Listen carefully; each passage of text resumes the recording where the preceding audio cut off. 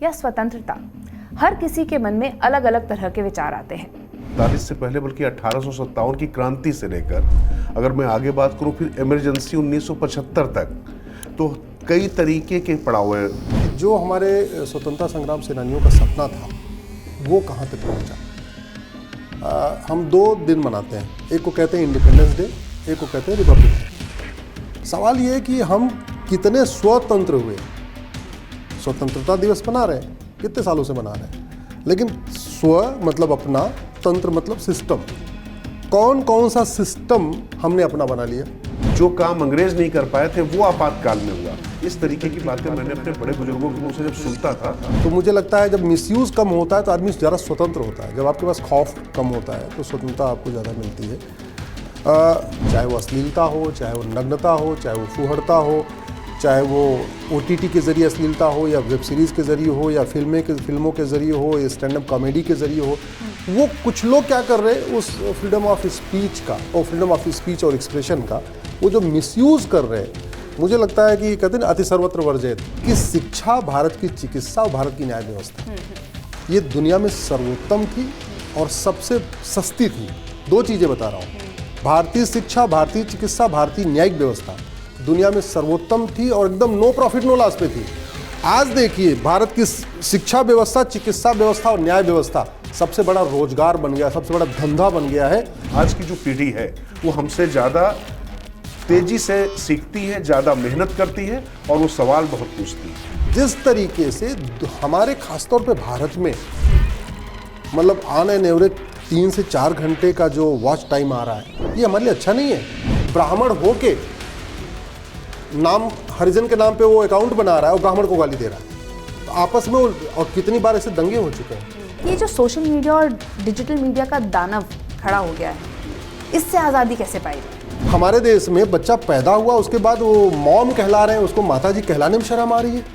और जापान में 8वीं तक अंग्रेजी है ही नहीं है, 8वीं तक अंग्रेजी नहीं है, स्कूलों में अंग्रेजी नहीं वहाँ पे। और हम यहाँ बच्चे को मतलब पैदा होते मॉम मॉम मॉम मॉम करा रहे हैं।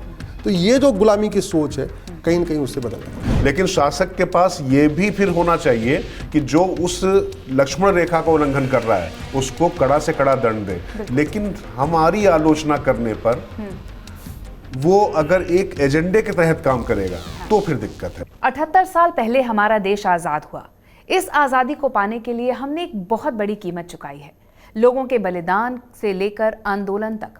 15 अगस्त 1947 को हमें उस हवा में सांस लेने का मौका मिला जिस पर किसी और के गुलामी का प्रदूषण नहीं था। वो शहीदों के गर्व की हवा थी, वो क्रांति की जीत की हवा थी, वो इनकलाब की बुलंदी की हवा थी, वो हमारी हवा थी। आज जब हम कहते हैं आज़ादी या स्वतंत्रता, हर किसी के मन में अलग अलग तरह के विचार आते हैं। ये विचार प्रेरित होते हैं हमारे मौजूदा हालात और हमारी मौजूदा मानसिक स्थिति से। किसी के लिए आज़ादी के मायने होंगे गुलामी से आज़ादी, किसी के लिए अपने फैसले लेने की आज़ादी, करियर चुनने की आज़ादी, मनपसंद जीवन साथी चुनने की आज़ादी, वगैरह वगैरह। आज़ादी के मायने उम्र के साथ साथ सामाजिक बदलाव और उत्थान के साथ भी बदलते रहे हैं। हम कल्पना भी नहीं कर सकते हैं कि 1947 में जब देश आज़ाद हुआ था उस वक्त आज़ादी लोगों के लिए क्या मायने रखती थी। 2025 में 78 साल बाद कितने बदलाव आए हैं हमारे समाज में। आज के युवाओं का अलग ही संघर्ष है। उनके लिए आवश्यक है आर्थिक आज़ादी, सोच विचार की आज़ादी, डिजिटल आज़ादी और जिस पर आजकल बहुत ज़्यादा चर्चा होती है, अभिव्यक्ति की आज़ादी। स्वतंत्रता दिवस का मौका है तो बतरस में आज बात करेंगे आज़ादी के बदलते मायनों की। नमस्कार, आपके साथ मैं हूं नंदिता कुडेसिया और इस विषय पर चर्चा करने के लिए हमारे साथ 2 खास मेहमान मौजूद हैं। हमारे साथ हैं संवैधानिक विशेषज्ञ और सामाजिक कार्यकर्ता supreme court lawyer Ashwini Upadhyay ji और साथ ही वरिष्ठ पत्रकार और लेखक राजकिशोर जी। सर, आज़ादी के हमने बहुत किस्से सुने हैं, हमने पढ़े भी हैं, फिल्में भी कई देखी हैं, बट शुरुआत से शुरू करते हैं। सर, आपने कभी अपने माँ बाप, अपने दोनों से मैं जानना चाहूँगी, घर में कुछ किस्से सुने हैं? पुराने लोग जब बताते थे कि आज़ादी जब हमें मिली थी तो किस दौर से लोग गुजरे थे, हम घर में कई बार बात करते हैं और बहुत लोग अब दुनिया में बचे नहीं हैं उस दौर के किस्से सुनाने के लिए। तो सर, कुछ घर में किस्से सुने? नहीं, दरअसल मुझे लगता है कि आज़ादी के किस्से सुन सुनकर ही हम लोग बड़े हुए हैं और इन किस्सों से ही हम अपने महापुरुष और जो तमाम जो अपने आदर्श वो बनाते चले आ रहे हैं। और ये मैं आपसे कहूँ कि 1947 से पहले बल्कि 1857 की क्रांति से लेकर अगर मैं आगे बात करूँ फिर इमरजेंसी 1975 तक, तो कई तरीके के पड़ाव हैं। आपने जैसा कहा कि बिल्कुल आज़ादी, अंग्रेजों से आज़ादी, इससे पहले भी हम लोग लगातार किसी न किसी के शासन में ही रहे, लंबे वर्ष का अंतराल रहा, अंग्रेज आए अंग्रेजों के शासन में रहे, अंग्रेजों से हमें मिली, तो हम लगातार इस तरीके की चर्चाएं सुनते चले आ रहे थे। और यहाँ तक कि जो हमारा इतिहास बोध था उसको लेकर भी तमाम तरीके की चर्चाएं सुनते थे। मतलब कुछ धीरे धीरे हम लोग जिस पीढ़ी में आए, क्योंकि इमरजेंसी के बाद हम लोग जिसको कहते हैं कि चेतना आई, पैदा इमरजेंसी के पहले हुए लेकिन चेतना इमरजेंसी के बाद आई। तो ये सब जो 3 पड़ाव खास तौर से हम लोग के जीवन में बड़े महत्वपूर्ण थे, 1857, 1947 और आपातकाल। तो ये चर्चाएं लगातार होती चली आ रही थी। बाकी जो आपने अभी बिल्कुल आमुख में अपने जो कहा है इंट्रोडक्शन में कि वाकई अब किस तरीके की चीजें चलती चली आ रही, तो स्वाभाविक रूप से गांधी जी की बात सुनते थे, बाल गंगाधर तिलक की बात सुनते थे, लोकमान्य तिलक जिनको कहते थे उनकी बात सुनते, लाला लाजपत राय की बात सुनते थे, चंद्रशेखर आजाद, मंगल पांडे, भगत सिंह, राजगुरु, इन सब के बारे में सुनते थे। और मैं आपको कहूं कि सुनने की बजाय जो हम लोग को छोटी छोटी जो कुछ पुस्तकें जो मिलती थी वो हमारे पास आती थी। तो निश्चित तौर पर ये सब हम अपने महापुरुषों के बारे में आगे पढ़कर और चर्चा करके, बल्कि इस पर भी कंपटीशन होता था कि अब समझ में आता है कि भाई आप महात्मा गांधी और चंद्रशेखर आजाद में तुलना क्यों कर रहे हैं। लेकिन हम लोग के लिए होता था कि नरम दल गरम दल, क्या नरम दल जरूरी, गरम दल हम लोग जब थे तो हमारे स्वभाव से हम रिलेट करते बोले कि गांधी जी क्या करते थे, नेहरू जी क्या करते थे, असली तो पिस्तौल चलाते थे चंद्रशेखर जी, भगत सिंह जी चढ़ गए फांसी पे। तो इस तरीके की तमाम चर्चाएं होती रहती थी। निश्चित तौर पर वो चर्चाओं की जो एक शून्यता मौजूदा समय में, मैं फिर कहूंगा, वो एक खतरनाक बात है। ये अच्छा प्रयास है आपका। मुझे लगता है कि कम से कम आज़ादी क्योंकि ऐसे नहीं मिली है, जो थोड़ा सा उसके बारे में जानता है, पढ़ता है, और तमाम जो आपने और जीवन के आयाम पे कही है, मतलब 75 में तो आपके मानवाधिकार ही पूरे सब खत्म हो गए थे। वो भी अपने आप में एक बहुत बड़ी गुलामी थी।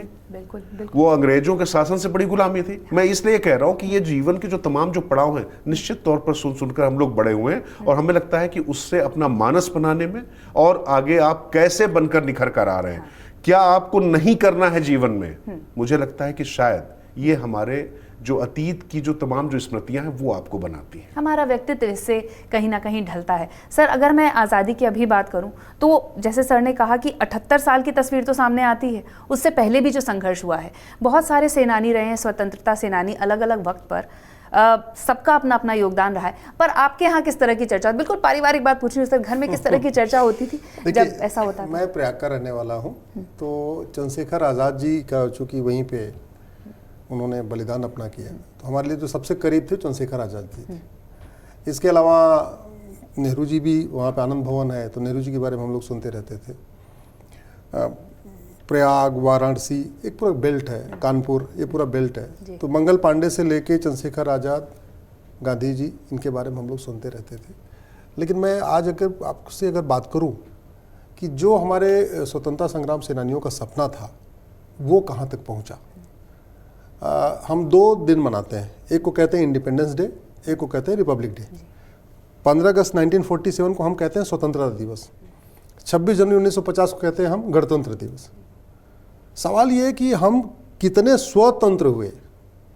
स्वतंत्रता दिवस मना रहे हैं, कितने सालों से मना रहे हैं, लेकिन स्व मतलब अपना, तंत्र मतलब सिस्टम, कौन कौन सा सिस्टम हमने अपना बना लिया। और गणतंत्र दिवस जिसको कहते हैं, उसको इसलिए कहते हैं कि उस दिन भारत का संविधान लागू हुआ। तो संविधान के कितने लक्ष्यों को हमने पूरा कर लिया, ये मुझे लगता है बहुत ही महत्वपूर्ण है, जिस पे चर्चा होनी चाहिए। दुर्भाग्यवश मुझे कहीं दिखती नहीं है। मैं इसलिए नहीं कहता हूँ दिखती है, नाम गुलामी के चल रहे हैं। बाबर, हुमायूं, तुगलक, गजनी, गोरी, खिलजी जो चले गए उनसे कोई लेना देना नहीं था, फिर भी उनके नाम चल रहे हैं। निशान गुलामी के चल रहे हैं। कुरीतियाँ आज भी गुलामी की चल रही हैं। ऐसी कुरीतियाँ जो या तो मुगल काल में आई या ब्रिटिश काल में आई, उसके पहले हमारे देश में कुरीति नहीं थी, आज भी चल रही है। कुप्रथाएं ऐसी बहुत सारी हैं जो हमारे गुलामी के समय आई और भारत में है। शिक्षा व्यवस्था गुलामी वाली चल रही है। भाई, मुगल आए मदरसा खोले, अंग्रेज आए कॉन्वेंट खोले, मॉन्टेसरी स्कूल खोले। अगर मुगल चले गए तो मदरसा की ज़रूरत नहीं है। अंग्रेज चले गए तो मिशनरी स्कूल मॉन्टेसरी की ज़रूरत नहीं है। अगर हम वास्तव में स्वतंत्र हैं तो फिर हमारा एजुकेशन सिस्टम क्यों नहीं हम लागू कर पाए? तो सिर्फ एजुकेशन सिस्टम गुलामी वाला है। पुलिस सिस्टम आज भी गुलामी वाला है, 1861 का पुलिस एक्ट चल रहा है। एडमिनिस्ट्रेटिव सिस्टम आज भी गुलामी वाला है। जुडिशियल सिस्टम आज भी गुलामी वाला है। इलेक्शन सिस्टम गुलामी वाला चल रहा है। जो अंग्रेज कानून बना के गए थे उसी को हमने कॉपी पेस्ट मार के 1950-51 में रिप्रेजेंटेशन ऑफ पीपल एक्ट कर लिया, वही चल रहा है। टैक्स सिस्टम हमारा आज भी गुलामी वाला चल रहा है, हमने वही मॉडल अपनाया, उसी को कंटिन्यू किया। इवन बिजनेस सिस्टम हमारा आज भी गुलामी वाला चल रहा है। व्यापार के नाम पे हम व्याभिचार के अड्डे खुलवा रहे हैं, हुक्का बार, बियर बार, डांस बार, सट्टा बार खुलवा रहे हैं। तो कहीं ना कहीं हमने अपने जो सिस्टम थे उसकी समीक्षा नहीं किया। मतलब आपको एक बड़ा आश्चर्य बताऊं आपको, और ये जितने मैंने विषय बताए इसमें सब पे मेरी PIL है, या तो हाई कोर्ट में या सुप्रीम कोर्ट में। PIL मैन ऑफ इंडिया हमारे सामने बैठे हैं। बिल्कुल। मैंने एक और लेटेस्ट PIL फाइल किया। हाँ। मैं फ्लाइट से जा रहा था, देखा लिखा था VT। हमने कहा ये VT क्या है? तो पता चला VT मतलब विक्टोरिया टेरिटरी है। फिर उस पर रिसर्च किया तो पता चला पाकिस्तान ने VT हटा दिया, बांग्लादेश ने VT हटा दिया, हमने VT नहीं हटाया। और आज की डेट में हटाना इसलिए मुश्किल हो गया कि वो दो लेटर का लेना होता है। तो भारत को या तो BH ले या तो BT ले, भारत टेरिटरी। एक को भूटान ले गया, एक को बांग्लादेश ले लिया, हमारे लिए बचा ही नहीं। ठीक है, मतलब हम तो नाम तक नहीं बदल पाए। भाई जो थाना है कायदे से इसका नाम होना चाहिए प्राथमिक सुरक्षा केंद्र, लेकिन चूंकि पहले वो थाना बोल के गए तो हम थाना ही रखेंगे। वो जो कहते थे थानेदार, हवलदार, हमने वो उन शब्दों तक को नहीं बदला। पेशकार, तहसीलदार, शब्दों को नहीं बदला। भाई तहसील को हम प्राथमिक न्याय केंद्र कहें तो वास्तव में थोड़ी धीरे धीरे मन में आएगा, भैया देखो न्याय का केंद्र है। आज की डेट में तहसील क्या है? दलाली का अड्डा है, फर्जीवाड़े का अड्डा है। किसी की जमीन कोई और बेच के चला जा रहा है, जिसकी जमीन उसको पता ही नहीं, उसकी जमीन भी बिक जा रही है। एक आदमी की 4 वसीयत होती चली जा रही है। ये सारा तहसील पे हो रहा है। थाना जो प्राथमिक सुरक्षा केंद्र होना चाहिए वो भ्रष्टाचार का अड्डा बना हुआ, वहाँ पे मतलब सारे अवैध काम हो रहे हैं थाने के ऊपर। तो ये जो हम कह रहे सिस्टम हमने नहीं बदला, और हमने अपने सिस्टम को बदलने के ऊपर बहुत गंभीरता के साथ चर्चा नहीं किया। जैसे अभी हम लोग शुरुआत में भी चर्चा कर रहे थे, भारत में आतंकवाद से मैक्सिमम 500 लोग मरते हैं। आतंकवाद मतलब वो कश्मीर वाला प्लस माओवाद, नक्सलवाद, इसको सबको मिला दीजिए तो साल में 500 लोग मरते हैं। और भारत में जमीन विवाद में और रोड एक्सीडेंट में 5 लाख लोग मरते हैं। और जमीन विवाद इसलिए लंबा चल रहा है तारीख पे तारीख, क्योंकि 1908 का सिविल प्रोसीजर कोड आज भी चल रहा है। मैं गारंटी के साथ कहता हूं कि अगर एक वो जो घटिया कानून चल रहा है अंग्रेजों वाला, अगर उसको बदल दिया जाए तो जमीन के विवाद 1-1 महीने में, 2-2 महीने में, 3-3 महीने में हो जाएगा। लेकिन हो ही नहीं रहा है।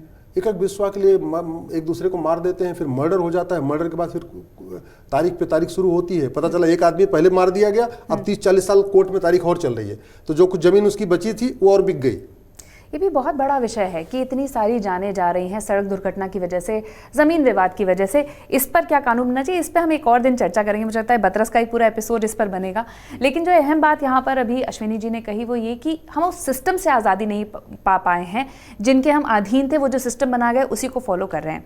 सर, मैं आपसे जानना चाहूँगी, आप मीडिया में रहे हैं, 96 में आपने शुरू किया, अमर उजाला से ही शुरू किया।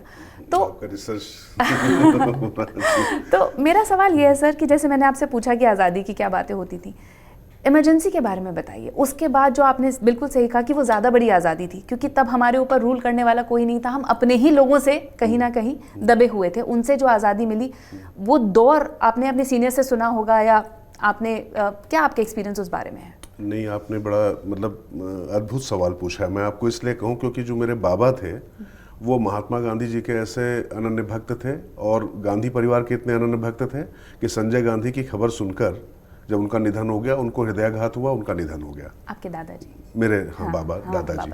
और मेरे नाना जी वो जो है अटल बिहारी वाजपेयी के साथ में जेल जाने वाले, और वो जो जनसंघ का जो दिया जो होता है, जो होता था निशान, उसके वाले थे वो। मतलब ये अद्भुत मैंने घर में देखा है। अच्छा, उसमें और एक जो मामा जी थे वो थे वो पूरे विनोद मिश्रा वाला जो माले वाला जो मामला था, तो एक अद्भुत था। वैसे आपने अमर उजाला की बात की, तो अमर उजाला में जो मेरे प्रथम संपादक जो है रहे हैं प्रोफेसर वीरेन डंगवाल जी, वो भी CPI ML की विचारधारा से प्रभावित थे, लेकिन अद्भुत संपादक थे। मैं इसलिए कह रहा हूँ कि तमाम जो आपने चीजें हर रंग देखा है बहुत करीब से। और जब आप कह रही इमरजेंसी की बात, तो नानाजी चूंकि जेल में गए थे, और मुझे लगता है कि आपातकाल एक ऐसा विषय था कि जिसमें मेरे बाबा वो भी पूरी तरीके से इंदिरा गांधी के खिलाफ दिखाई पड़ते थे। वो कहते थे कि नेहरू का नाम जो है इंदिरा ने डुबो दिया, गांधी का नाम इंदिरा ने डुबो दिया। ये अपने बाबा को हमने कहते हुए सुना था, लेकिन उस परिवार के प्रति उनकी आसक्ति इतनी थी कि वो एक गांधी परिवार के प्रति एक अलग तरीके का। अब मैं, चूंकि मेरे बाबा थे, सब कुछ थे, तो आज की तारीख में ऐसी बात हो तो मैं इसको कह सकता हूँ, ये क्या वैचारिक गुलामी नहीं है। मैं अपने अगर नाना की बात करूं तो जबकि नाना मेरे बहुत पढ़े लिखे नहीं थे, बाबा तो हमारे बहुत पढ़े लिखे थे और बहुत अच्छा लिखते थे, लेकिन उनके साथ ये था कि उन्होंने अपने तरीके से जो प्रतिकार करना था किया। वो फरार रहे, भागे, जेल में डाले गए, सब कुछ हुआ उनके साथ हुआ। तो ये सब चीजें हमने किससे देखी। लेकिन उस समय जो वाकई जिस तरीके से जो पुलिस करती थी, जो बात अभी अश्विनी जी ने कही ना कि आपने, अभी भी क्या होता है कि सत्ता परिवर्तन होता है, व्यवस्था परिवर्तन नहीं होता है। व्यवस्था परिवर्तन ज्यादा आवश्यक है किसी भी सत्ता को बदलने से, क्योंकि राजकिशोर गया, अश्विनी जी आ गए, अश्विनी जी गए, राजकिशोर आ गए, इससे बात नहीं बनती। तो वही चल रहा है। बात इससे बनती है कि आपने वाकई जो आमूल चूल परिवर्तन करने की, कोई भी आ जाए उसको, उसके बाद व्यवस्था उसको संचालित करेगी। कुछ नीति निर्धारक तत्व होंगे, व्यक्ति वहां पर अपना असर डालेगा, लेकिन वो नीति निर्धारक तत्व ही सारी चीजों को तय करें। तो मैं अगर इन सब चीजों के बीच में अगर बात करना शुरू करूं तो मुझे लगता है कि आपातकाल में जो, चूंकि ये ताजी घटनाएं हैं, अभी लगातार इस पर चर्चा भी हो रही है कि कैसे अपनी सत्ता बचाने के लिए पूरी तरीके से सारे पूरे देश को बंधक बना, हाँ, मतलब सबके आपके अधिकार आपने खत्म कर दिए। जो काम अंग्रेज नहीं कर पाए थे वो आपातकाल में हुआ। इस तरीके की बातें मैंने अपने बड़े बुजुर्गों के मुंह से जब सुनता था तो मुझे लगता था कि गुस्सा जनरल डायर पे आता था। और जो तमाम जो अंग्रेजी के जो प्रतीक थे, उधम सिंह हमारे नायक हुआ करते थे, भगत सिंह हमारे नायक हुआ करते थे, फिर उसके बाद जेपी, राम मनोहर लोहिया, नानाजी देशमुख, ऐसे जो नाम आते थे जो लगता था कि आपातकाल के दौरान ये लोग उभर कर आए। उसमें चाहे कृष्णकांत जी रहे हो, चाहे चंद्रशेखर रहे हो, इन सबके नाम हम लोग सुनते थे उस समय पर, लेकिन इनको इतनी चर्चा तब नहीं मिल पाती थी। मैं आपको बताऊं, अब मैं जो आता हूं, जो आपने कहा कि धीरे धीरे सत्ता परिवर्तन से व्यवस्था परिवर्तन जब होना शुरू होता है तो पहले तो सत्ता ही बदलेगी। जनता दल आता है, किसी भी तरीके से चीजें होती, फिर गैर गांधी पीवी नरसिंह राव प्रधानमंत्री बनते हैं। हाँ। थोड़ा सा वहां फर्क पड़ता है, बीच में फिर देवगौड़ा जी, गुजराल जी आ जाते हैं, फिर वाजपेयी जी आ जाते हैं, उसके बाद फिर डॉक्टर मनमोहन सिंह आ जाते हैं। हाँ। घूम फिर के डॉक्टर मनमोहन सिंह के समय फिर एक चीज, अगर आर्थिक नीतियों को छोड़ दें तो बाकी सारी व्यवस्था वही चलती रहती है। 14 से ये हम कह सकते हैं कि कुछ व्यवस्थागत परिवर्तन भी शुरू हुए, अच्छे हुए बुरे हुए, इसकी समीक्षा आप कर सकते हैं। लेकिन जब मैं आपसे चर्चा कर रहा हूं तो अभी कर्तव्य भवन का शिलान्यास मतलब उसका लोकार्पण कर दिया प्रधानमंत्री नरेंद्र मोदी ने। अब आप सोचिए कि south block, north block, Shastri भवन, कृषि भवन, उद्योग भवन, निर्माण भवन, ये सारे भवन, यहां से वहां जाइए, वहां से वहां जाइए, तमाम जो फाइलें, इंटर मिनिस्ट्रियल चीजें होती हैं, इधर से उधर लोग भागते, कितनी समय की बर्बादी। अभी क्या हुआ कि सारी केंद्रीकृत व्यवस्था हो रही। तो लुटियन जोन को अगर आप देखें तो ये जो पूरा नई संसद बननी है, हम सुनते चले आ रहे थे जब हमने जर्नलिज्म शुरू नहीं किया था कि संसद सदस्य बढ़ाए जाने चाहिए, वो इन चीजों में तेजी में हुआ, इस समय में तेजी में हो। तो मैं जो कह रहा हूं कि इस तरीके के कुछ व्यवस्थागत परिवर्तन का साक्षी में बनते हुए देख रहा हूं अपने आप को, क्योंकि मुझे लगता है कि सिर्फ भवन नहीं बन रहे हैं। जब लोग कहते हैं कि अभी जो अश्विनी जी ने कहा, लोग कहते हैं कि नाम बदलने से क्या हो जाएगा। नहीं, नाम बदलने से होता है कि राजपथ अगर है, वो कर्तव्य पथ अगर हो रहा है, तो आपके अगर कर्तव्य का भान करा तो वहां पर कर्म करते दिखाई भी पड़ रहे हैं। और वहां पर जो भवन बनाए जा रहे हैं उसमें ये देखा जा रहा है कि वायबिलिटी क्या है, किस तरीके का इंटर मिनिस्ट्रियल जो कोऑर्डिनेशन है वो थोड़ा बेहतर तरीके से हो, जो गाड़ियों की पार्किंग है, तमाम चीजों, ये मैं आपको सिर्फ एक वो बता रहा हूं। मुझे लगता है कि इस तरीके से जो हाईवेज बन रहे हैं, धीरे धीरे हर सरकार में काम हुए और हमने लगातार उत्तरोत्तर प्रगति की है। और अगले चरण में आएंगे फिर कैसे हम लोगों ने परिवर्तन किया, अभी हमने ऑपरेशन सिंदूर भी देखा है, उस पर इसके बाद आते हैं। नहीं, मैं आपकी बात से निकाली थी, आपने कहा लुटियन जोन, अभी भी वो नाम चला रहा था, अब कम से कम हम कर्तव्य भवन की बात करते हैं, कहीं ना कहीं वो बदलाव आ रहे हैं। सर, मैं कानूनी रूप से आपसे जानना चाहूंगी, जैसे आपने कहा बहुत सारे ऐसे कानून हैं जो अंग्रेजों के ज़माने से चले आ रहे हैं, कईयों में संशोधन भी हुए हैं, सरकारों ने किए हैं अधिकारों को। आप कुछ ऐसे बड़े संशोधन बता सकते हैं जिसकी वजह से हमारी आज़ादी को, व्यक्तिगत आज़ादी को थोड़ा सा पुश मिला हो? कोई ऐसे बड़े कानूनी बदलाव बताना चाहेंगे? देखिए, 2014 के बाद कई सारे स्टेप्स लिए गए अगर उसमें कानूनों को देखें तो करीब 1,500 कानून अंग्रेज वर्तमान माननीय मोदी जी की सरकार ने ख़त्म किया। मतलब 10-11 साल के अंदर 1,500 कानून ख़त्म कर देना ये बहुत पर्याप्त होता है।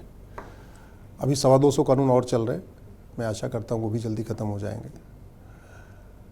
जहाँ तक स्वतंत्रता की बात है, भारत का संविधान कहता है सबको बोलने की, सोचने की स्वतंत्रता है, वैज्ञानिक सोच विकसित करने की स्वतंत्रता है, ये संविधान कहता है। लेकिन जो अंग्रेजी कानून चल रहे थे वहाँ पे वो स्वतंत्रता बड़े सत्ता अपने हिसाब से कर रही थी। जो पहले इंडियन पिनल कोड था कि आपने बोला आपको आपका चेहरा मुझे नहीं पसंद है तो सेक्शन 153 या 290 5 में डाल दिया, और सेम वही बात किसी और ने बोला उसका चेहरा हमें पसंद है तो चलेगा, उसके ऊपर FIR नहीं होगी। तो एक जो बड़ा बदलाव हुआ, जो 1860 का इंडियन पिनल कोड चल रहा था उसको बदल के भारतीय न्याय संहिता आई। इसने काफ़ी कुछ मिसयूज़ का कम कर दिया, हालांकि मिसयूज़ अभी भी हो रहा है लेकिन काफ़ी कुछ कम कर दिया। तो मुझे लगता है जब मिसयूज़ कम होता है तो आदमी ज़्यादा स्वतंत्र होता है। जब आपके पास खौफ कम होता है तो स्वतंत्रता आपको ज़्यादा मिलती है। सबसे बड़ी स्वतंत्रता तो यही है कि आज की डेट में इतने सारे प्लेटफॉर्म हो गए, आपका बतरस चल रहा है, ठीक है। अमर उजाला पहले जो अखबार छापता था आज की डेट में सीधे सीधे यहाँ डिजिटल पे भी आ गया है। तो ये भी एक स्वतंत्रता एक बढ़ाने का तरीका भी है, और इससे स्वतंत्रता बढ़ भी रही लोगों की। लोग गाँव में दिन घर में बैठे बैठे इतने स्वतंत्र हो गए हों कि मध्य प्रदेश में एक लेडीज़ ने एक वीडियो शेयर किया और उसके बाद हंगामा मचा और सड़क बन गई। वो घटना शायद आपको याद होगी, वो प्रेग्नेंट लेडी प्रेग्नेंट थी। तो ये जो स्वतंत्रता बढ़ रही है ये बहुत अच्छा है। लेकिन मेरा मानना है कि जो भारत का संविधान फ्रीडम ऑफ स्पीच देता है, फ्रीडम ऑफ हेट स्पीच नहीं, बिल्कुल फ्रीडम ऑफ एक्सप्रेशन देता है, फ्रीडम ऑफ वायलेंस नहीं देता, फ्रीडम ऑफ रिलीजन देता है, फ्रीडम ऑफ कन्वर्जन नहीं देता। तो कहीं ना कहीं इन चीज़ों पे और गंभीरता के साथ चर्चा करने की ज़रूरत है। संविधान भारत के लिए बना है, संविधान भारत के लिए बना है तो स्वाभाविक सी बात है भारत की संस्कृति को मजबूत करने के लिए बना है। अब भारत के संविधान की आड़ में आप अमेरिका की संस्कृति को यहाँ अडॉप्ट करो और उसको जस्टिफाई करो, मुझे लगता है ये ठीक नहीं है। चाहे वो अश्लीलता हो, चाहे वो नग्नता हो, चाहे वो फूहड़ता हो, चाहे वो OTT के ज़रिए अश्लीलता हो या वेब सीरीज़ के ज़रिए हो या फिल्मों के ज़रिए हो या स्टैंड अप कॉमेडी के ज़रिए हो। वो कुछ लोग क्या कर रहे हैं उस फ्रीडम ऑफ स्पीच का और फ्रीडम ऑफ स्पीच और एक्सप्रेशन का वो जो मिसयूज़ कर रहे हैं, मुझे लगता है कि कहते हैं अति सर्वत्र वर्जित, और किसी भी चीज़ को अगर आप एकदम बेलगाम कर दोगे तो वो मुश्किल कर देगा। कहीं ना कहीं इन चीज़ों पे भी अब गंभीरता के साथ चिंतन करने की ज़रूरत है। ये फ्रीडम ऑफ स्पीच कहाँ तक जाएगी, फ्रीडम ऑफ एक्सप्रेशन कहाँ भाई, अगर हमारी कोई चीज़ दुनिया की सबसे अच्छी है तो सबसे पहले उसको प्रमोट करना चाहिए ना। उदाहरण के लिए हम कहते हैं prevention is better than cure, right. अब prevention is better than cure में भारत की जो हेल्थ केयर सिस्टम, भारत की जो चिकित्सा व्यवस्था है, योग, नेचुरोपैथी, आयुर्वेद, हाँ, वहाँ अपनाई जा रही है। और भारत में आज भी डॉक्टर का मतलब MBBS डॉक्टर, डॉक्टर का मतलब आयुर्वेदिक डॉक्टर नहीं है। दवाई का मतलब सिंथेटिक ड्रग, दवाई का मतलब ये चिरायता और तुलसी का पत्ता ये नहीं है। तो ये जो भेदभाव की सोच चल रही है, वैचारिक आजादी, वैचारिक, हमें हर चीज़ ऐसे लगता है। मैं आपको प्रैक्टिकली बताता हूँ कि भारत की चिकित्सा व्यवस्था ऐसी है, एक बीमारी का इलाज कराइए, 2 बीमारियां आपकी बोनस में फ्री में ठीक हो जाएंगी। आप उसी बीमारी का विदेशी चिकित्सा में इलाज कराइए तो एक बीमारी तो ठीक होगी, साइड इफेक्ट्स 2 बीमारियों का साइड इफेक्ट हो जाएगा। हमारे पिताजी का घुटना खराब हुआ, हमने यहाँ आर्मल में दिखाया, एम्स में दिखाया, स्कॉट फोर्टिस में दिखाया, सब ने बोला जी ट्रांसप्लांट करना पड़ेगा, ठीक है। मैंने आयुर्वेद में उनका इलाज कराया, घुटना ठीक हो गया, एकदम खेतों में जाने लग गए, बैठने लग गए। और हम गए थे उनका घुटना ठीक कराने, वो पता चला उनका कमर का दर्द भी ठीक हो गया, उनका ये दोनों बाजू ठीक से नहीं चल रहे थे वो भी ठीक हो गया, उनको थोड़ा हाथों में जकड़न थी वो भी ठीक हो गए थे। हम एक बीमारी का इलाज कराने घुटने का, और ठीक हो गए 4 और बीमारियां। ये जो हम अब, लेकिन दुर्भाग्य देखिए वो जो सोच चल रही है, आपको एम्स में सारे डॉक्टर आपको एक ही पैथी के मिलेंगे, भारत की पैथी के नहीं मिलेंगे, आयुर्वेद के नहीं मिलेंगे, नेचुरोपैथी के नहीं मिलेंगे। तो वो जो सोच चल रही है कि यार वो विदेशी सब कुछ अच्छा है, जैसे हमारा सुप्रीम कोर्ट है, ठीक है, वो जज साहब वही गाउन पहनेंगे वो जो अंग्रेजों के ज़माने में पहना जाता था, ठीक है, माइलॉर्ड पहनते थे। दिक्कत ये होती है कि मई जून के महीने में चलो कोर्ट के अंदर तो ऐसी है, बाहर निकले तो क्या करें, बाहर कैसे उस गाउन को संभालें। कोट तक समझ में आ रहा था, टाई तक समझ में आ रहा था, बैंड तक, लेकिन वो इतना ऊपर से लेके ऊपर घाघरा पहनना पूरा जो है, लेकिन उसके ऊपर सोच ही नहीं रहे। वो दरबान पीछे ऐसे ही खड़ा होगा जैसे पहले खड़ा होता था। तो वो भाई इन चीजों से, छोटी छोटी चीजों से आजादी बहुत ज्यादा। भारत की शिक्षा, भारत की चिकित्सा और भारत की न्याय व्यवस्था ये दुनिया में सर्वोत्तम थी और सबसे सस्ती थी। दो चीजें बता रहा हूं, भारतीय शिक्षा, भारतीय चिकित्सा, भारतीय न्यायिक व्यवस्था दुनिया में सर्वोत्तम थी और एकदम नो प्रॉफिट नो लॉस पे थी। आज देखिए भारत की शिक्षा व्यवस्था, चिकित्सा व्यवस्था और न्याय व्यवस्था सबसे बड़ा रोजगार बन गया, सबसे बड़ा धंधा बन गया है। लोग फीस के चक्कर में बच्चे कम पैदा कर रहे हैं। हाँ, जहां पे शिक्षा मुफ्त थी sir, double income no kids. हाँ, मतलब फीस के डर से कह रहे हैं जी एक ही बच्चा बहुत है, ये हालत हो गई है। हॉस्पिटल इतना महंगा, बोले जी एक ही एक ही बार डिलीवरी कराएंगे, दूसरी नहीं कराएंगे क्योंकि 5 लाख रुपए डिलीवरी का लग रहा है। ये जो व्यवस्था है, तो इस लिहाज से तो जनसंख्या नियंत्रण में मतलब महंगी शिक्षा फायदा ही कर रही है। नहीं, लेकिन बात यह है कि वो जो वहाँ पढ़ाएगा उसी को योगदान कर रही है ना, जिसको वहाँ पढ़ाने नहीं उसके लिए क्या है। लेकिन आप ठीक कह रहे हैं, हमारे समाज को यहाँ नुकसान पहुंच रहा है, हमारा सामाजिक खाका कहीं ना कहीं बिगड़ रहा है। एक बात जो इन्होंने कही कि हमारी संस्कृति को कहीं ना कहीं नुकसान पहुंचा रही है ये अभिव्यक्ति की आज़ादी, फ्रीडम ऑफ स्पीच। सर आपसे इसलिए पूछूंगी क्योंकि एज अ जर्नलिस्ट हमारा काम है अपनी बात आगे रखना। दुर्भाग्य कहिए या सौभाग्य कहिए, आजकल हर कोई जर्नलिस्ट है, जिसके पास फ़ोन है वो आपको खबर दिखा रहा है, वो अपना ओपिनियन दे रहा है। प्रॉब्लम यह है कि लगाम नहीं है। जब हम किसी के बारे में कुछ बोलने पे आते हैं, जैसे आपने भी बताया कि पहले डिफरेंस ऑफ ओपिनियंस आपके घर में भी होते थे, इतने कटु नहीं होते थे कि आप दोबारा शक्ल ना, आप ही के परिवार में आपने कहा दादा नाना मामा सब अलग अलग थे। आज की स्थिति ऐसी है, अगर आप ट्विटर खोल लें, एक्स खोल लें, जिस तरह की बात कुछ लोग लिखते हैं, साथ ही कुछ लोगों की आर्मी है जो बात लिखती है, चेहरा भी नहीं है उनका। ये अभिव्यक्ति की आज़ादी के लिए कोई लाइन तो ड्रॉ होनी चाहिए सर। दरअसल मैं आपसे कहूं कि ये जो सोशल मीडिया, जो आभासी संसार है, इसको सबसे पहले जो लोग वास्तविक मान रहे हैं वो सच्चाई से पूरी तरीके से कटे हुए हैं। पहले तो ये समझ लेना चाहिए। बिल्कुल। बिल्कुल। और दूसरी बात ये है कि क्या ये जो लोग आपस में तमाम साइट्स पे बात जिस तरीके से करते हैं, क्या आपस में भी इसी तरीके से बात करते हैं क्या? प्रश्न ये है। तो इसीलिए जो मैन टू मैन कांटेक्ट है ना, व्यक्ति का व्यक्ति से जो परस्पर संवाद है, वो जो एक हमारे यहाँ एक जमघट लगने वाली अड्डेबाजी जिसको हम लोग शहरों में कहते हैं, पंचायत कहते हैं, तमाम नाम तो हम लोग टीवी चैनल्स में दे देते हैं, लेकिन उस परंपरा का जो ह्रास होता चला जा रहा है वो एक समस्या है। हम लोग घर में नहीं जुड़ पा रहे, घर में एक उस पर बैठे हुए हैं। ये तो बहुत अच्छा हुआ कि आपने शो किया, हम लोग के मोबाइल हटा दिए तो हम लोग ठीक से बात कर पा रहे हैं, वरना एक घर में खाने के टेबल पे देख रहे हैं 4 लोग बैठे हुए हैं, मोबाइल पे बात कर रहे हैं। अब आपने कहा अभिव्यक्ति की स्वतंत्रता, आप एक बात बताइए, हमारे देश में श्रीमद् भगवद गीता में अक्सर इस बात को कहता हूं, उसका कैसे जन्म होता है। एक साक्षात ईश्वर खड़े हुए हैं, उनका सबसे अनन्य भक्त, उनका भाई, उनकी बुआ का लड़का, और हर तरीके से उनको गुरु मानता है, परंतु वो प्रश्न करता है और उस प्रश्न से ही जो है पूरी श्रीमद् भगवद गीता के सूत्र वाक्य निकलते हैं, जो आज तक पूरी देश दुनिया को दिशा दिखा रहे हैं। तो प्रश्न करो, प्रश्न में ही उत्तर है, ये हमारे यहाँ की परंपरा रही है निश्चित तौर पर। लेकिन क्या बोलना है, वो वसीम बरेलवी कहते हैं कि कौन सी बात कब कैसे और कहाँ कही जाती है, सलीका हो तो हर बात सुनी जाती है। तो सवाल ये है कि आप क्या एजेंडे के तहत, ये एक बहुत खतरनाक शुरू हो गया। कभी आप जॉर्ज सोरोस का नाम सुनते होंगे, कभी डीप स्टेट का नाम सुनते होंगे, कैसे तमाम विषयों को आपके प्रभावित करने की कोशिश की गई है, आपके मानस को, आपकी चेतना को। पहले मैं दरअसल हो सकता कुछ लोग को, मैं फिर कह रहा हूँ, मेरा तो मेरे संपादक जी से भी बड़ा वो चलता था, मैं कहता था कि जो आपका जो वामपंथी साहित्य, जो आपके इतिहासकार हैं, इन्होंने इस तरीके से हमको हीन भावना की तरफ धकेला, जिस पे मेरा प्रतिवाद है, उस पर मेरी तमाम चर्चाएं होती थी। अब वो बहुत लंबी चर्चा हो जाएगी। लेकिन अभी क्या हुआ है कि कैसे जो है इस मोबाइल के माध्यम से, आपके डेस्कटॉप या लैपटॉप के माध्यम से आपके दिमाग में कुछ चीजें भरी जा रही हैं, और ऑपरेशन सिंदूर के दौरान उसका साक्षात उदाहरण मिला। आप आम आदमी के तो जाने दीजिए, बड़े बड़े लोग और नेता प्रतिपक्ष तक हमारे उस मतलब जो है प्रवाह में बहते हुए दिखाई पड़े। जो बात आसिफ मुनीर कह रहा था, वो बात यहाँ पर राहुल गांधी कहते दिखाई पड़ रहे थे। आपको समझ में नहीं, आप कहते रहे कि ट्रंप ने जो है वो अभी देखना, ट्रंप को क्यों नहीं कर दिया। आप एक दुनिया के सबसे शक्तिशाली देश, मैं तो कहता हूं कोई भी देश हो, उसके राष्ट्राध्यक्ष के लिए जब तक वो शत्रु देश नहीं है तब तक इस तरीके की अपमानजनक भाषा का इस्तेमाल आप सदन के अंदर नहीं कर सकते हैं, सदन के बाहर भी नहीं करना चाहिए। संस्कृति नहीं है हमारी, हम तो ये कहेंगे, है ना। और हमने जवाब तो दिया ना उसके पूरी तरीके से।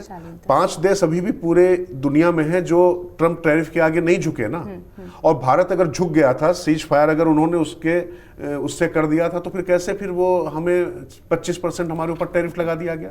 मैं ये कह रहा हूँ कि ये जो पूरा हमारे लोगों के दिमाग में धकेलने की कोशिश की जाए, आपने बिल्कुल ठीक कहा कि तमाम ट्रोल और जो तमाम लोग जो करने की कोशिश कर रहे हैं, तो ये कुछ लोग को रोजगार तो हो सकता मिल गया हो, 25 पैसे 2 रुपए का रोजगार मिल गया उनको, लेकिन ये हमारे समाज के लिए बड़ा घातक है। इसलिए नियमन आवश्यक है, सख्त कार्रवाई आवश्यक है।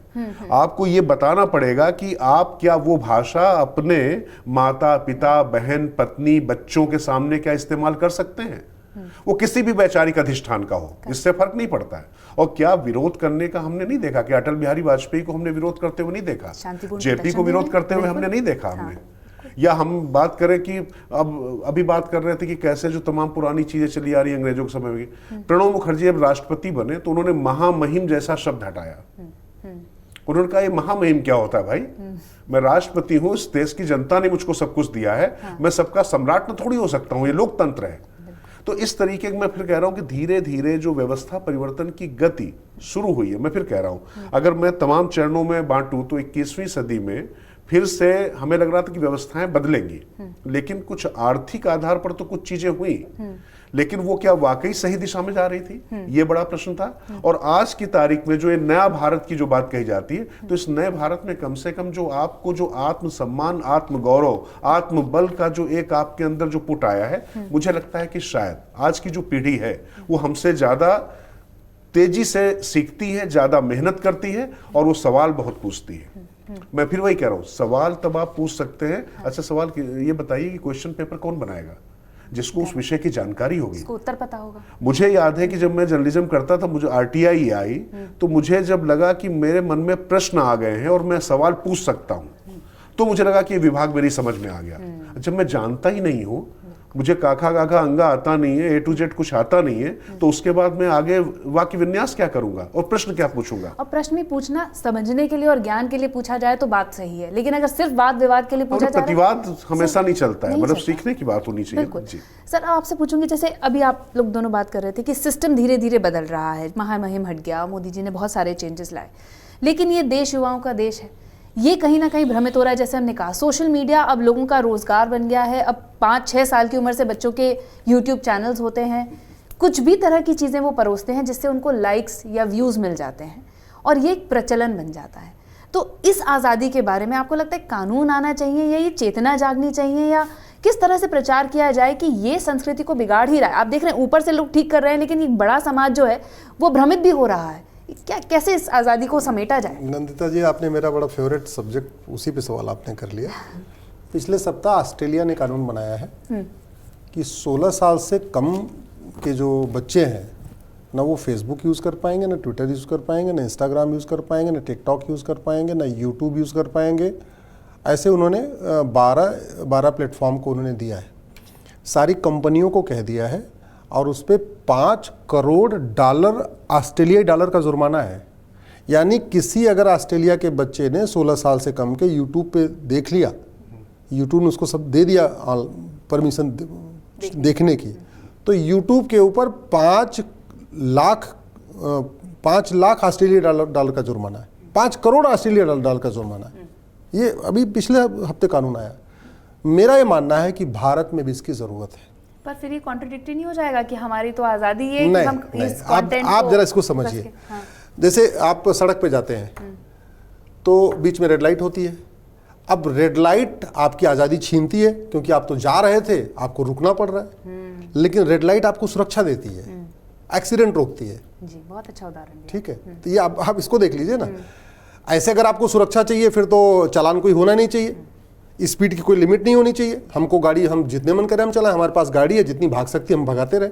गाड़ी का जो कांटा है वो तो 150 तक होता है। हाँ। लेकिन अब हाईवे के ऊपर 100 किलोमीटर चलना है, इस पे 80 चलना है, इस पे 60 चलना है, बाकायदा फिर क्यों बैरियर बना देते हैं? फिर तो कोई आके लड़ जाएगा, जी हमको हमारी गाड़ी, मेरी गाड़ी, मेरा पेट्रोल, मैंने खरीदा, हम जितने मन चलाएं। नहीं, ये जो रेगुलेशन किए जाते हैं ये व्यक्ति की सुरक्षा के लिए, परिवार की सुरक्षा के लिए, समाज की सुरक्षा के लिए। जिस तरीके से हमारे खासतौर पे भारत में मतलब ऑन एन एवरेज 3 से 4 घंटे का जो वॉच टाइम आ रहा है, हमारी यंग जनरेशन 4 घंटे मतलब इस पे स्क्रीन टाइम कहते हैं उसको, हाँ स्क्रीन टाइम जो 4 घंटे का आ रहा है सर, ये हमारे लिए अच्छा नहीं है। जिस देश की युवा पीढ़ी 4-4 घंटे एवरेज वो केवल सोशल मीडिया पे खर्च करेगा, वो तो देश बर्बाद हो जाएगा। हम लोग को ग्राउंड पे जाने की इजाजत नहीं मिलती थी, उसके लिए कूट दिए जाते थे। हाँ। अब 2 घंटे के लिए 4 घंटे लोग इसमें खराब कर रहे हैं। चीन ने बैन किया, चीन ने कई प्लेटफॉर्म बैन कर दिए, ठीक है, ऑस्ट्रेलिया ने कर दिया। तो जैसे जैसे उनको समझ, और भारत को तो पहले करना चाहिए, क्योंकि भारत तो, हम तो इस मामले में बड़े एक्सपर्ट रहे। हमें शास्त्रार्थ प्रथा पूरी बंद हो गई, चर्चा प्रथा पूरी बंद हो चुकी है। आपस में जिससे व्यक्ति का कहते नहीं स्पिरिचुअल डेवलपमेंट हो, फिजिकल डेवलपमेंट हो, इथिकल डेवलपमेंट हो, वैचारिक विकास हो, वो सारे सिस्टम बंद हो चुके हैं। वो केवल और केवल वो लेके जो मोबाइल पे पड़ा हुआ है सोशल मीडिया। अच्छा, सोशल मीडिया में भी क्या हो रहा है, करीब 5-1 हज़ार ऐसे हैं जो राजनीतिक पार्टियों के पेड एजेंट हैं। हाँ। भारत में लगभग 5 हज़ार के आसपास, और कुछ को तो मैं ऐसे जानता हूं उनकी कंपनी है सोशल मीडिया की, उसमें से 10 आदमी इस पार्टी के लिए काम कर रहे हैं, 10 आदमी इस पार्टी के लिए बिजनेस चला रहे हैं। तो 10 आदमी गाली देते हैं, तो ये उसी कंपनी का, कंपनी एक है, ठीक है, कंपनी एक है, कमरा एक है, 10 लोग बैठे हैं, 5 लोग गाली दे रहे हैं और फिर 5 लोग उत्तर दे रहे हैं। अलग अलग प्रोजेक्ट पे काम कर रहे हैं, मैं कॉर्पोरेट पॉइंट ऑफ व्यू से देखूं। अलग अलग, मतलब इधर से 5 गाली दे रहे हैं, उधर से 5 उसको रिस्पॉन्स कर रहे हैं, इधर वाले उत्तर दे रहे हैं। एक ही मालिक एक ही है, पैसा एक ही ले रहा है। ये हकीकत है सर, मैं अब नाम नहीं लेना चाहूंगा। नहीं, मुझे आपका इशारा पकड़ लिया मैंने। ठीक, ये चल रहा है। और हो क्या रहा है कि जिससे धीरे धीरे इस पोल्यूशन के कारण इसको जो मतलब माइंड पोल्यूट हो जाता है, माइंड पोल्यूट होता जा रहा है। और लोग क्या करते हैं, थोड़े जो इन्फ्लुएंशियल लोग हैं जिनके मान लीजिए 5 लाख फॉलोअर हैं या 10 लाख फॉलोअर हैं, तो उनको बड़ा अच्छा मान लेते हैं, बेटी के अच्छा है। वो लोग जिस तरीके से वैचारिक ये प्रदूषण फैला रहे हैं, और जिसकी वजह से हमारी यंग जनरेशन, बड़े बुजुर्ग तो चलो ठीक है, उनकी तो बीत गई, उनकी तो जो निपट गई, ये जो यंग जनरेशन उसमें परेशान हो रही है, वो बिल्कुल ठीक नहीं है। इसलिए मेरा मानना है सोशल मीडिया के रेगुलेशन के लिए भी कानून बनना चाहिए। फर्जी नाम, फर्जी पहचान के जरिए काम हो रहा है, और केवल यही नहीं हो रहा है, जाति का जहर सोशल मीडिया के जरिए घोला जा रहा है, भाषावाद का जहर सोशल मीडिया के जरिए घोला जा रहा है, क्षेत्रवाद का जहर सोशल मीडिया के जरिए घोला जा रहा है। और ये सब पॉलिटिकल पार्टियों के इशारे पे हो रहा है, पॉलिटिकल पार्टियों के इशारे पे उनको फंडिंग आ रही है। तो ये जो हो रहा है ना, ये ठीक नहीं। इसलिए मैं इनफैक्ट मैंने तो PIL भी फाइल किया था कि जो फर्जी नाम, फर्जी पहचान से लोग सोशल मीडिया अकाउंट बना रहे हैं, इस पर बैन होना चाहिए, इस पे रेगुलेशन होना चाहिए। मतलब आप इसको स्ट्रिक्टली इसको एक ऑफेंस डिक्लेयर करिए कि आप फर्जी नाम, फर्जी पहचान के साथ सोशल। हो क्या रहा है, ब्राह्मण हो के नाम हरिजन के नाम पे वो अकाउंट बना रहा है और ब्राह्मण को गाली दे रहा है। तो आपस में और कितनी बार ऐसे दंगे हो चुके हैं, कई जगह ऐसे पाए गए जहां पे बहुत सारे काम हो रहे हैं। मतलब उसमें आप देख लीजिए, जिसकी चर्चा हालांकि आपका विषय अलग है, जैसे लफ्ज़ जिहाद है, उसकी शुरुआत ही फर्जी नाम और फर्जी पहचान से होती है, फर्जी सोशल मीडिया अकाउंट से होती है। नाम कुछ अलग होता है, आप उसको लफ्ज़ जिहाद करिए, जो भी कहिए, मतलब शब्द कुछ भी हो सकता है, लेकिन उसकी स्टार्टिंग इनिशियल पॉइंट क्या है कि वो जो सोशल मीडिया, उसका नाम जो है वो सोशल मीडिया का नाम नहीं होता, अलग होता है, उसकी पहचान कुछ अलग है, वहाँ पहचान अलग होती है। शुरुआत यहीं से होती है। लपन अब यही है कि अगर आप, जैसे हम कहते हैं, with great power comes great responsibility, अगर आपको आज़ादी मिली है तो उसको सहेजना भी आना चाहिए, उसका सही से इस्तेमाल भी आना चाहिए। जैसे आपने ये कहा कि इंटरनेट साइट्स बंद होनी चाहिए, फेसबुक, टिकटॉक। मैं आपको बताना चाहूँगी, मेरा बेटा है 8 साल का, और जैसे सब बच्चे देखते हैं स्क्रीन, उसकी भी आदत थी, बट उसका मैं पॉजिटिव आपको बताना चाहूँगी, उसकी वोकैबुलरी बहुत अच्छी हो गई है। तो मेरा पॉइंट यहाँ पर यही है कि जो सोशल मीडिया और डिजिटल मीडिया का दानव खड़ा हो गया है, इससे आज़ादी कैसे पाई जाए? नहीं देखिए, मतलब ये मैं या नहीं, आप दोनों बताइए। आप देखिए, मेरा तो मानना है, पहले आप बात करिए। मेरा तो मानना है, भगवान श्री राम ने कहा था भय बिन होए न प्रीत, भगवान कृष्ण ने कहा था सठे साठ्यम समाचरित। कोई भी गलत काम, उसको रोकने का एक ही तरीका है, आप उसके खिलाफ स्ट्रिक्ट लॉ बनाइए। उदाहरण के लिए, सिंगापुर में कोई प्रधानमंत्री बन जाए, लेकिन सिंगापुर में भ्रष्टाचार नहीं हो सकता। सिंगापुर में कोई प्रधानमंत्री हो जाए, लेकिन 10 ग्राम गांजा आपको वहां नहीं मिलेगा। यह है system. Coming back to the same thing, system बदलो। जापान में कोई प्रधानमंत्री हो जाए, ना वहाँ आपको कोई चोर मिलेगा, ना वहाँ कोई जासूस मिलेगा, ना वहाँ कोई गद्दार मिलेगा, ना वहाँ पे कोई मतलब भ्रष्टाचार मिलेगा। वहाँ कोई प्रधानमंत्री हो जाए, वहाँ थाना हुए एज इट इज चलेगा, ईमानदारी के साथ चलेगा। और वहाँ तो 5 डे वर्किंग है, वहाँ 2 दिन पुलिस वालों की छुट्टी रहती है सर। हाँ, 5 डे वर्किंग चल रही है वहाँ तो इसलिए कह रहा हूँ सिस्टम बदलना पड़ेगा। सबसे अच्छा तरीका होता है स्कूली करिकुलम चेंज करना। मैं जो बार बार कहता हूँ, किसी भी चीज़ को सबसे इफेक्टिवली, क्या अच्छा है क्या बुरा है, वो जैसे आपका बेटा 8 साल का है, उसको 15-16 साल तक जितनी बातें समझा दी जाएंगी ना, वो लाइफ लॉन्ग उसके पास नींव बन जाएगी। नींव बन जाएगी। हमने योग प्राणायाम, हालांकि अभी काफ़ी प्रयास हुआ है, तो योग प्राणायाम हमने शुरू कर दिया अब तो हालांकि, लेकिन कहीं ना कहीं प्राइमरी का सिलेबस जो हमारा सिलेबस होता था वो जापान उठा ले गया। जापान का प्राइमरी का सिलेबस पूरा वैदिक गुरुकुल सिलेबस है। उन्होंने फिजिक्स, केमिस्ट्री, जूलॉजी, बॉटनी पे प्राइमरी में फोकस नहीं किया। Ethics, morality, health, hygiene, environment, वो केवल बच्चे को अच्छा बच्चा बना रहे हैं, बच्चे को अच्छा जापानी बना रहे हैं, बच्चे को अच्छा इंसान बना रहे हैं। उनकी प्राइमरी की फोकस उसके ऊपर है, ना वो कोई विदेशी भाषा पढ़ा रहे। हमारे देश में बच्चा पैदा हुआ उसके बाद वो मॉम कहला रहे हैं, उसको माताजी कहलाने में शर्म आ रही है। और जापान में 8वीं तक अंग्रेजी है ही नहीं है, 8वीं तक अंग्रेजी नहीं है, स्कूलों में अंग्रेजी नहीं वहाँ पे, और हम यहाँ बच्चे को मतलब पैदा होते मॉम मॉम मॉम मॉम करा रहे हैं। तो ये जो गुलामी की सोच है कहीं न कहीं उससे बदलना पड़ेगा। जैसे सवाल चुकी था, मैं दरअसल मेरा अपना मानना है, देखिए ड्राइविंग लाइसेंस एक एज के बाद मिलता है, लेकिन उससे पहले जब आपको लर्निंग मिलता है तो मुझे लगता है कि आज की तारीख में आप सोशल मीडिया से और इससे दूर नहीं रख सकते बच्चों को। वो दुष्यंत कुमार का एक बड़ा अच्छा शेर है कि बंद कमरे में मेरी सांस घुटी जाती है, खिड़कियां खोलता हूं तो जहरीली हवा आती है।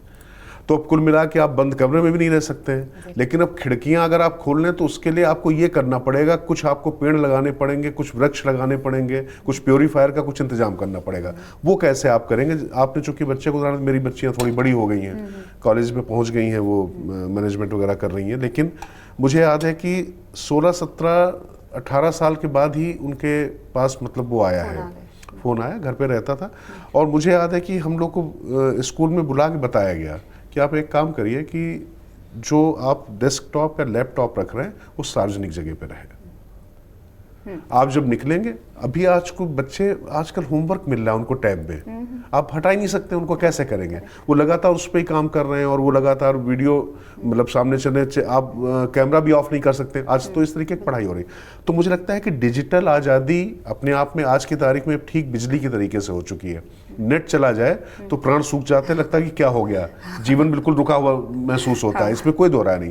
परंतु किस चीज़ का उपयोग कैसे करना है? आपके पास परमाणु शक्ति है तो उसका उपयोग किस लिए कर रहे हैं? आप बिजली बनाने में कर रहे हैं या विध्वंस बनाने में कर रहे हैं? अग्नि से आप खाना पका रहे हैं, आप उससे बस्तियां जला रहे हैं। बस बात इतनी। तो मुझे लगता है कि इतनी समझ जरूर होनी चाहिए कि जिसके हाथ में कोई भी शस्त्र दिया जाता है उसका भी लाइसेंस दिया जाता है और ये देखा जाता है कि उसका कैरेक्टर कैसा है। अगर वो कैरेक्टर संदिग्ध है तो उसके हाथ में वो गन नहीं दी जाती है, वो प्रशासन नहीं देता। तो ये तो जीवन के मूलभूत सिद्धांत हैं और मुझे लगता है कि उस हिसाब से आपको नजर रखनी पड़ेगी। आप रोक नहीं सकते, परंतु उसके लिए बच्चों को तैयार करना पड़ेगा। और ये डिजिटल आज़ादी से निश्चित तौर पर बहुत भला भी हुआ है। मैं फिर कह रहा हूं कि हर जिसके पास मोबाइल है वो ब्रॉडकास्टर है। वो पहुंचा वहां पर, उसने तहसीलदार ने कुछ खेल करना शुरू किया, थानेदार ने कुछ करना शुरू किया, उसने रिकॉर्ड कर लिया, वहीं से लाइव कर दिया। तो वो सब चीजें दुनिया तक पहुंचती, लोगों तक जाती है, तो उसका एक पॉजिटिव पक्ष है। दूसरा इसका जो खतरनाक पक्ष है कि जो बात अश्विनी जी कह रहे हैं, फर्जी फेक नाम से जो लोग तमाम चीजें कर रहे हैं। आप याद करिए कि कर्नाटक से कैसे बेंगलुरु से नॉर्थ ईस्ट के लोग भगदड़ करते हुए भागे। वो कलेजा आज भी छल नहीं होता, कैसे उनके मन में भय था और सिर्फ सोशल मीडिया की देन थी वो। बिल्कुल। तो ऐसे पीएल फाइल किया, उसके बाद में पीएल फाइल किया, चल रही कोर्ट में। तो मेरा मानना है कि इस तरीके की चीजों पे लॉ बहुत सख्त होना चाहिए और इस पे बिल्कुल सच है कि आप इसको रोक नहीं सकते, लेकिन कैसे इसका इस्तेमाल करना है इसके लिए तो हमें तैयार होना पड़ेगा। फर्जी अकाउंट बंद हो जाए ना, फर्जी अकाउंट बंद हो जाए तो काफी कुछ जातिवाद, भाषावाद, क्षेत्रवाद और ये जो र्यूमर मॉन्गरिंग होती है, अफवाहें फैलाई जाती है ना, ये बहुत हद तक कम हो जाएगा। बस उसके लिए जरूरी है फर्जी अकाउंट सबसे पहले, उसके लिए पहला कानून बने, भैया देखो तुम जो हो उसी नाम से तुम्हारा सोशल मीडिया होगा, उसी नाम से तुम्हारा अकाउंट होगा। तुम नाम बदल के नाम पहचान छिपा के ये काम नहीं कर सकते। क्योंकि आप अगर कोई ओपिनियन दे रहे हैं तो अपनी पहचान क्यों छुपाने की जरूरत है? आप ओन अप करिए उस चीज को। पर वही बात है, टॉलरेंस भी बढ़ना चाहिए सामने वाले का, कि ऐसा ना हो कि कोई ओपिनियन दे रहा है तो आप धाराएं लगा रहे हैं, मारपीट कर रहे हैं, हर तरीके का नहीं, समाज उसमें- में बैलेंस की जरूरत बिल्कुल है। नहीं, कई बार इसमें निश्चित तौर पर सरकारें भी अतिवादी होती हैं। और मैं ये मानता हूं कि कई बार हजारी प्रसाद द्विवेदी कहते थे कि विरुद्धों के बीच में सामंजस्य असली सौंदर्य है। तो वो जो विरुद्धों के बीच सामंजस्य बनाने की क्षमता जो है, जो शासक है उसके पास होनी चाहिए। लेकिन शासक के पास ये भी फिर होना चाहिए कि जो उस लक्ष्मण रेखा का उल्लंघन कर रहा है उसको कड़ा से कड़ा दंड दे। लेकिन हमारी आलोचना करने पर वो अगर एक एजेंडे के तहत काम करेगा तो फिर दिक्कत है। तो दिक्कत होगी। तो ले देकर हम यही बात पे निकल के आते हैं कि सिस्टम सुधारना चाहिए। अगर सिस्टम सुधर जाएगा, और कहीं ना कहीं जैसे आपने कहा जगह जगह पर पाबंदियां भी बहुत ज़रूरी है, कानून भी बहुत ज़्यादा ज़रूरी है, तभी हम अपनी आज़ादी का सही मायने समझ पाएंगे, उसका फ़ायदा उठा पाएंगे।